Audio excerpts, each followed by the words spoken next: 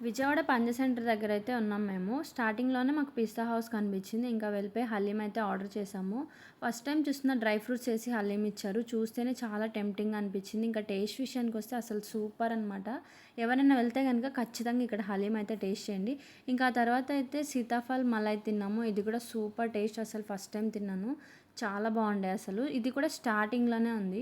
ఇంకా అలా నడుచుకుంటూ వెళ్తే మాకు ఇలా ఫలూడా పాయింట్ అయితే కనిపించింది. డెకరేషన్ అయితే ఏమన్నా చేశారో సూపర్‌గా ఉంది కదా! ఇంకా అక్కడ సలీం హలీం దగ్గర అయితే మేము చికెన్ కబాబ్స్ అయితే ఆర్డర్ చేసాము.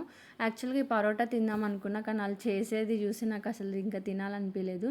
ఈ చికెన్ కబాబ్స్ అయితే సూపర్ టేస్ట్ ఉందబ్బా! వెళ్తే గనుక హలీం సలీం వాళ్ళ దగ్గర ఈ చికెన్ కబాబ్స్ అయితే టేస్ట్ చేయండి. చాలా బాగున్నాయి నిజంగా. ఇంకా తర్వాత ఏదైనా స్వీట్ తినాలని చెప్పి గులాబ్ జామ్ అయితే తీసుకున్నాము. గులాబ్ జామ్ కూడా చాలా బాగుండే. ఇంకా తర్వాత కూల్గా తాగాలనిపించి ఇలా సోడా అయితే తాగాము. ఈసారి చాలా మంచి ఎక్స్పీరియన్స్. లాస్ట్ అయితే బ్యాడ్ ఎక్స్పీరియన్స్, అసలు ఏం తిన్నా బాలేదు.